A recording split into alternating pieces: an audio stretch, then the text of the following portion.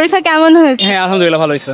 এমসিকিউতে কত নাম্বার আশা করছো? এমসিকিউতে 24, একটা কোশ্চেন ভুল করছে আর কি, তো ওখানে আর কি 51 সামথিং ছিল, সামথিং হবে অ্যান্সার, কিন্তু আর কি কোশ্চেনে ভুল ছিল।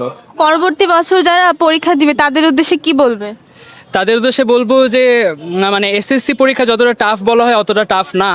এখন যদি রেগুলারিটি মেনটেন করে পড়ে তাহলে অবশ্যই ভালো রেজাল্ট অ্যাচিভ করতে পারবে আর কি। আমাদের টেকনিক ইজি এডুকেশন থেকে একটা বই পাবলিশড হয়েছে, সেই বইতে কিউআর কোড বসানো আছে, কিউআর কোড স্ক্যান করলে টিচার এসে সব বুঝিয়ে দেয়। এই ব্যাপারটা তোমার কাছে কেমন লাগছে? এই ব্যাপারটা তো আসলে অনেক ভালো লেগেছে, এবং টেকনিক এডুকেশনের মানে অনলাইনে যেই সহযোগিতাগুলো সেটা আমার আসলে অনেক ভালো লাগছে। যেমন আমি বেসিক্যালি আমি ইংলিশের ক্ষেত্রে হলো মানে ওখানে স্যারের যে সাজেশন দিয়েছিল সেইটা একদম পড়ে গেছি, ওখান থেকেই মানে একদম 100% কমন পাইছিলাম। তো টেকনিক এডুকেশন আসলে অনেক ভালো অবদান রাখতেছে আমাদের জন্য, ইনশাল্লাহ ভবিষ্যতে আরও ভালো অবদান। নবম দশম শ্রেণীর শিক্ষার্থীরা ইজি সিরিজের বইগুলো থেকে কিভাবে উপকৃত হবে?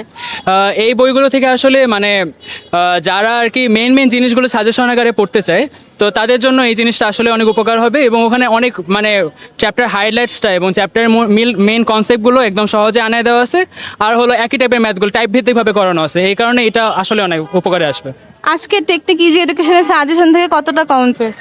টেকনিক এডুকেশন থেকে প্রায় সবগুলোই কমন পড়ছে, তো আলহামদুলিল্লাহ ভালোই হয়েছে, আর ফিজিক্স থেকেও তো ফুল কমন পড়ছে।